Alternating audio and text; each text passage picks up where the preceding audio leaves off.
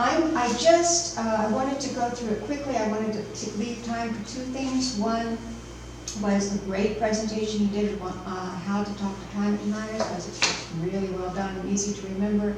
And I also wanted a little time to talk, so I'm going to get into this right now. I just went over a few points that will be repeating some of the things that Nancy said, not in as much depth, but a little more broadly, and then get into how we use this information in strategies and talking to people.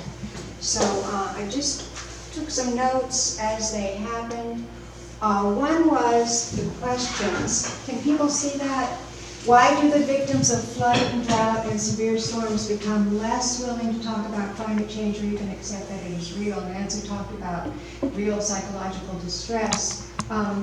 He said the pain and loss of the event generates an intensified desire there be a normal state to which one can return, making it even harder for people to accept that there are larger changes underway. The decision to stay, rebuild, and reinvest is that normality is accordingly validated by the community. If you question that, they would have to question their values and way of life. We don't want to look at this. We want to, the narrative is that we are working together and helping each other, and we're going to get back to normal. We don't have to see the big picture. It's too scary. These are times when people are most inclined to seek common ground and actively suppress the divisive and partisan issue of climate change. People say, it's not a time to talk about climate change right now. Can't you see we're trying to get our lives together? Don't bother me with this political issue because it divides us. We need to be working together. When they decide to stay, as most people do, they're taking a gamble. And like any gamble, it predisposes them to undue optimism about the future and their own chances. People who survive climate disasters are prone to have a false sense of their own future and vulnerability. I'm not going to be struck by lightning twice. Confirmation bias. Because weather events, I just typed it out as he said it because he can say it better than I could.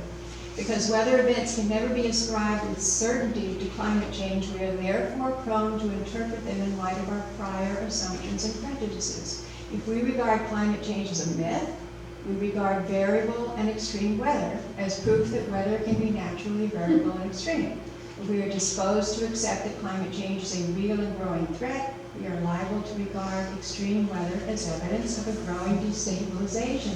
So our confirmation bias is the tendency to cherry pick the evidence that can support our existing knowledge, attitudes, and beliefs. And I do that. We all do that. I tell myself I'm picking from the 99% of scientists who do say that climate change is real, but I do read them a lot more than I would read the other. Well, there's a lot more out there. There's a lot more out there, that's good. Now narratives, for some reason, this was the hardest thing for me to understand. That we base it on a narrative. So I've been living with this idea for so long and coming to the understanding that everything that we believe, all of our worldview, all of our attitudes is based on the stories that we tell ourselves about what we're doing. And if you think about it a while, it starts to come in. Talking with Tea Partiers, this is on page 18, it was soon clear that climate change, or rather the narrative they had constructed around it, fit perfectly into a set of pre-existing ideological grievances about the distribution of power. The word they kept using was control. What had led them to reject the one issue that, above all others, truly threatens the things that are most important to them, family, property, freedom, their beloved country, and God's creation. One, what is more, that has reached this critical stage because of the thing what is it? Whatever it should be. Because the thing they fear the most, government and corporate self-interest. The answer must not lie within the issue itself, but with the way it has been told. It must be something about the way the story of climate change has been constructed and communicated. The people who tell it and how it has attached itself to their values. And I see very much how we do that. I mean, I'm sure we're all aware of that, climate change is very much attached to my liberal values. And I had originally thought about this in terms of how we talk about the Remy report and carbon fee and dividend, and I think that, in fact, I know, it's my firm belief anyway, that the Citizens Climate Lobby is doing this right. I just listened to a podcast that they put out. They now have a little radio podcast that they put out, and they are talking with the Christian right and telling it in their terms, framing it totally in Christian terms about caring for people that missionaries go to see, concerns about them, concerns about Mother Earth, concerns about God's creation, putting it always in Christian terms and encourage them at every point with those terms. So trying to find a way to use the language of the people that you're talking to without just expressing it the way you would, because you can actually get in the way from just being who you are. They would, people who would be denying you or denying climate change would automatically reject the issue because they would reject what you represent to them. This will go on a little further. In fact, there's a very strong creation care movement among the religious right, who say that, who accept climate change and say we got to do something about it. Right. You know, and they're as frustrated by the Republican Party's denial of climate change as we are. Right. To take this a little further, you talked to Dan Kahan from the Yale Cultural Cognition Project. The reason people do not accept climate change is nothing to do with the information. It is the cultural coding it contains. People obtain their information through the people they trust. The media that speaks to their worldview and values. Like Fox News. Right. This works unless the information becomes contaminated with additional social meaning and becomes a marker of group identity. Attitudes on climate change have become a social cue like gun control, a shorthand for figuring out who is in our group and cares about us. I'm accused of only hanging out with people who think like I do now. Talk about ourselves. Right. He says he did it. He modeled not doing that. It's interesting though, that even if there's some survey data that indicates that conservatives are beginning to move in the direction of accepting climate change and that something's got to be done about it.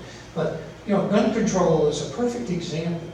90% of the American people, according to all the polls, believe that there ought to be limitations on Second Amendment rights, that you shouldn't let crazy people have nuclear weapons.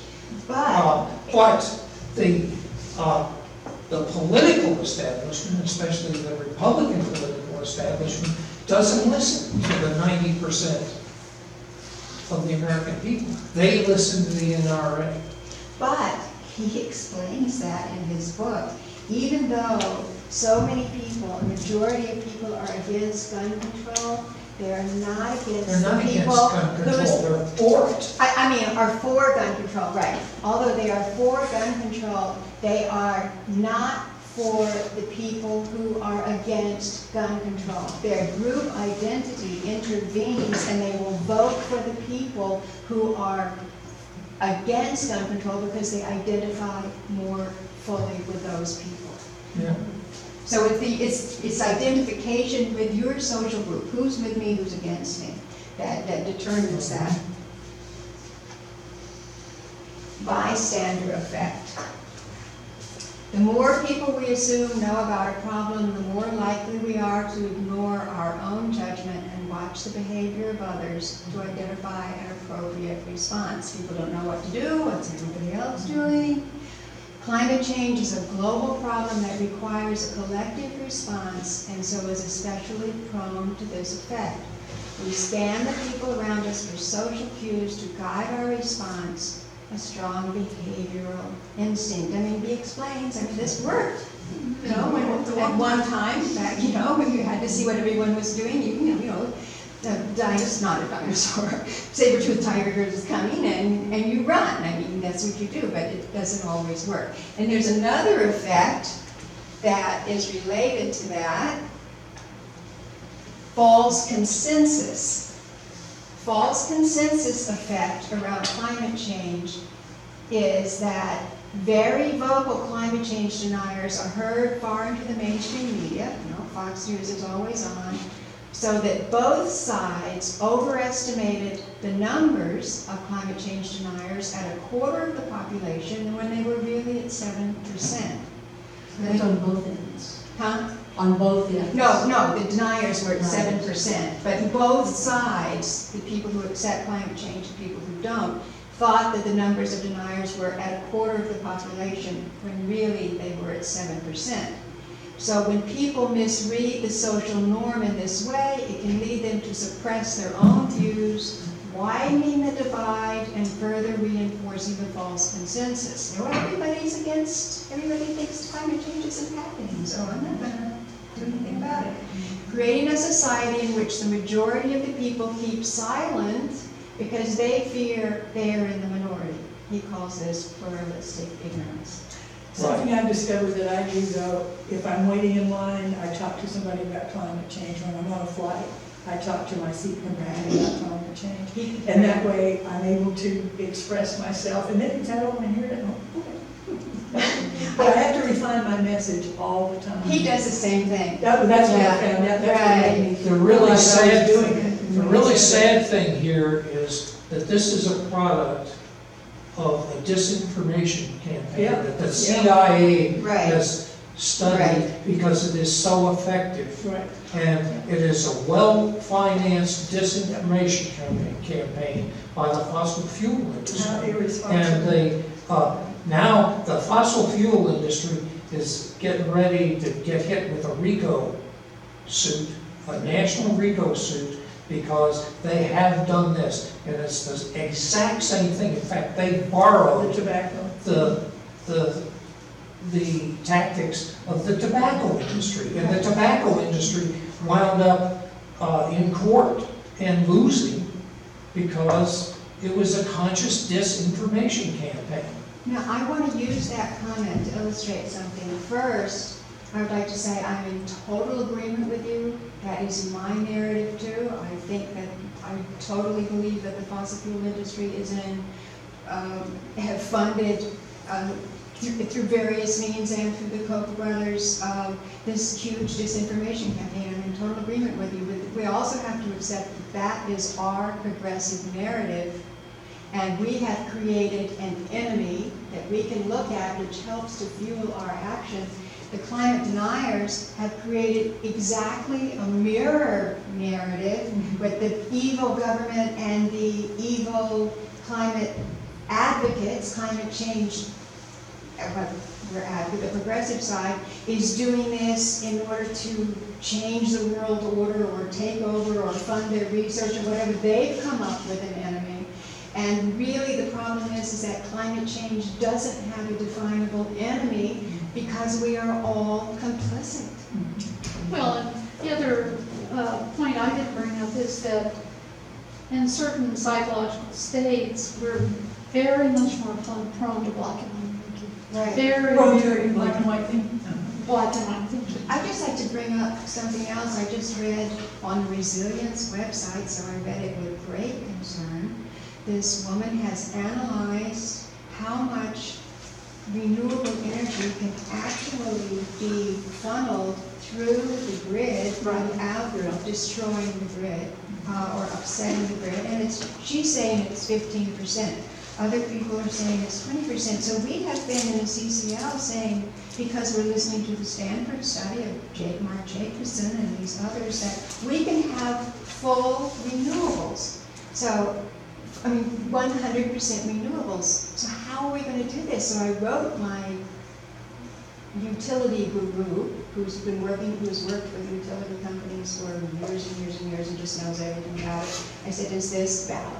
Is this true? We can't have more than 15% renewables going onto the grid. She said, yes, but there are technological ways out of this by the creation of storage, by pumping water out, having them down, or getting better and better batteries. There are ways around it, but the thing is that, I mean, I'm not demonizing utilities because they have economic realities that they're dealing with, so I'm really trying to open my activist mind to these various realities that people are dealing with.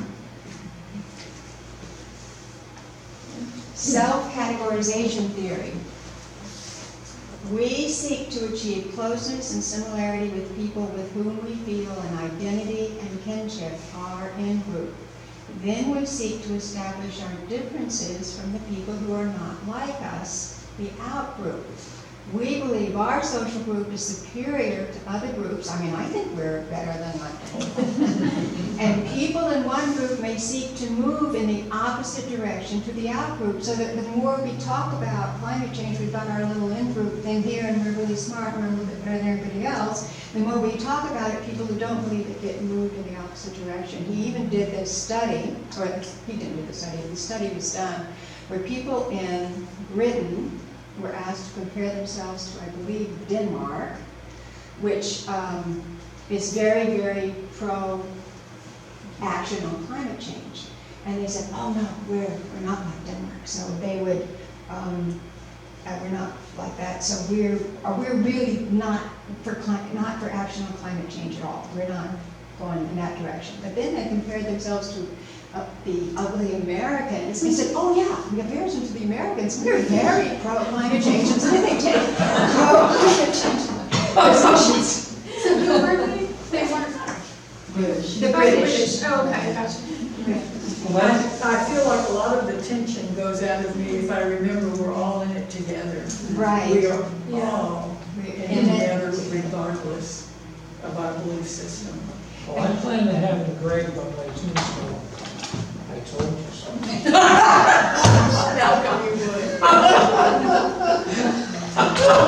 Now, he didn't use the term attack the messenger, but I did, because this is what it sounds like to me. Why have scientists, normally the most trusted professionals in our society, become distrusted, hated, and the targets for violent abuse?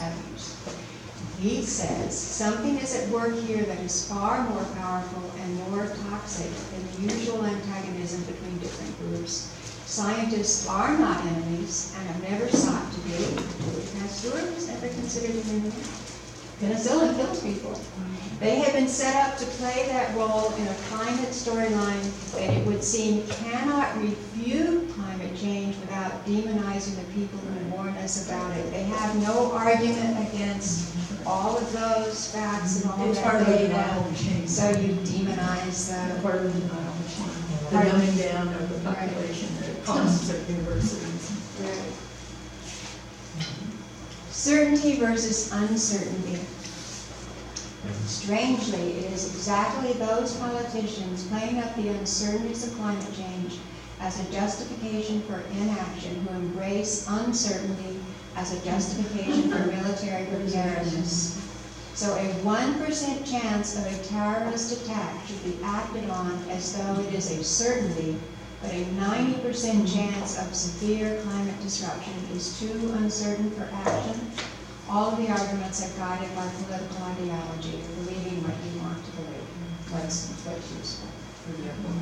And then the tragic irony of that is that we are fighting these terrorists because of our attempt to secure a resource that's killing us.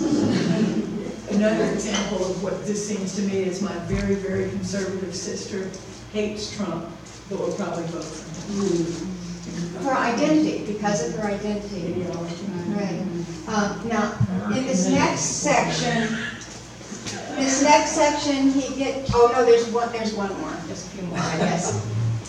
I'm going to get into the solutions of strategies for solutions pretty soon, but Myron Abel is the director of the Libertarian and Competitive Enterprise Institute, a big influential climate denier.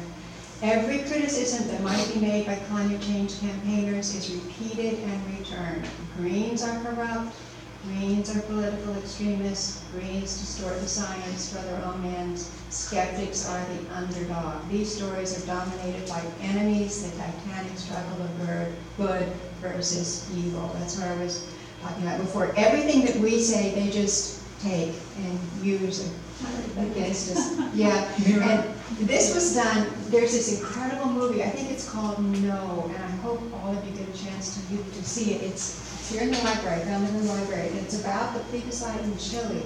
When was it, 1969? That ousted Pinochet. And they didn't know how they were going to get rid of him, but the United States convinced Pinochet to hold this plebiscite, and they decided to give the people who wanted him out an hour, like around late at night, somewhere between 10 and midnight, I don't know, 1 hour for publicity, and then they had the rest of the day, all the yes votes had the rest of the day.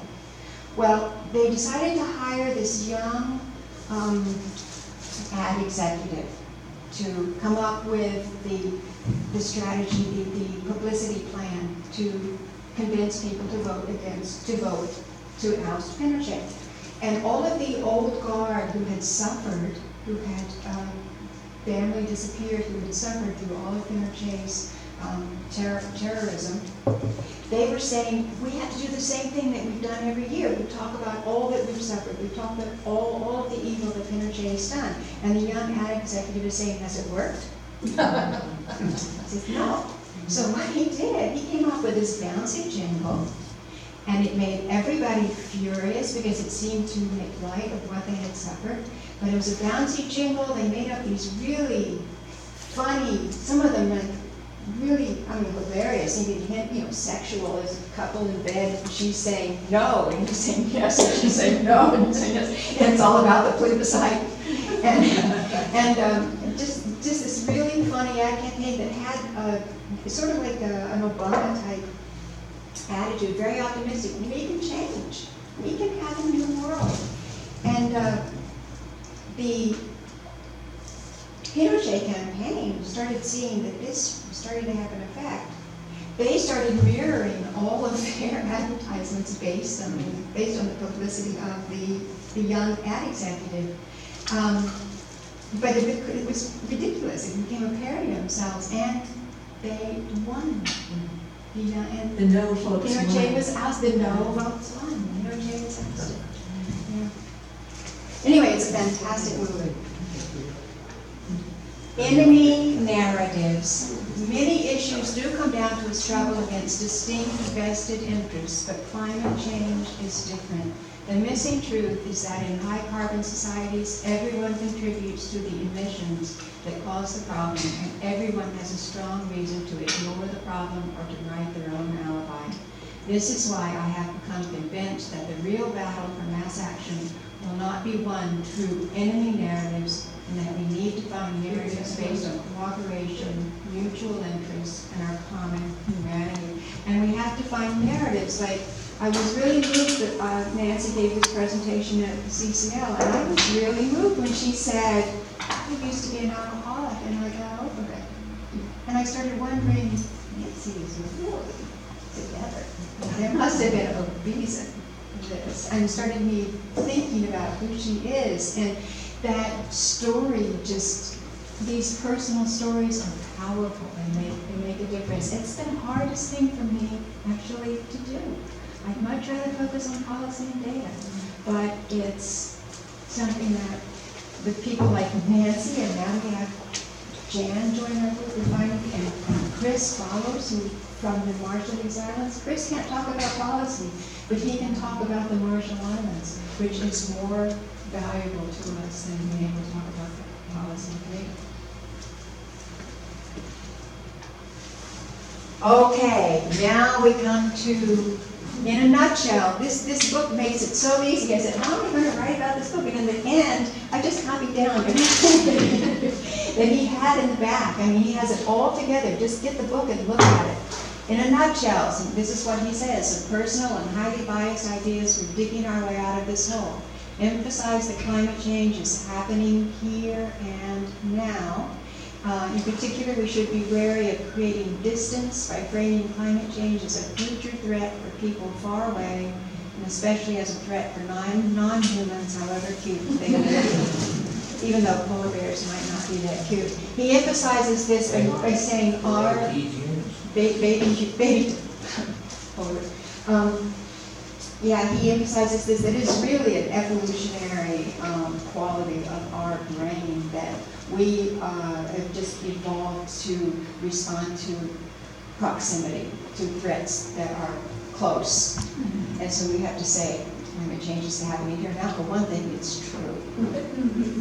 But animals are so important because we are all in it together and we've all evolved together. I really want to do that report on the sixth extinction and to draw our attention more to how we all fit together in a community of beings. I'm in agreement with that too. And the myth of human supremacy as well. Right. I think he put that in there because he said the polar bear campaign really Exactly. didn't work because it was just too far away for most people. It's happening there, it's happening later, it's not anything I have to worry about now because right now I have to get my kid to school and I'm sick and my husband has lost his job and I mean, so who knows all the different things that are more proximate for us. Well, you know, the changes that are happening in the polar regions are twice or three times Right. as great as the temperature, the temperate and tropical regions. Right. And most people don't give a flip Right. about melting polar ice. And they won't until the sea comes knocking. And the sea is knocking. Yes, it is. Okay. Yes, it is, down in Florida. Right, For example. and Bangladesh and the Marshall Islands and Tuvalu and New York, Aubrey Island. Scientists tend to use a technical language that we tend to understand as weaker, so we don't understand the level of threat they're actually meaning. The word uncertain, which is a technical term meaning for a scientist, you can't ever really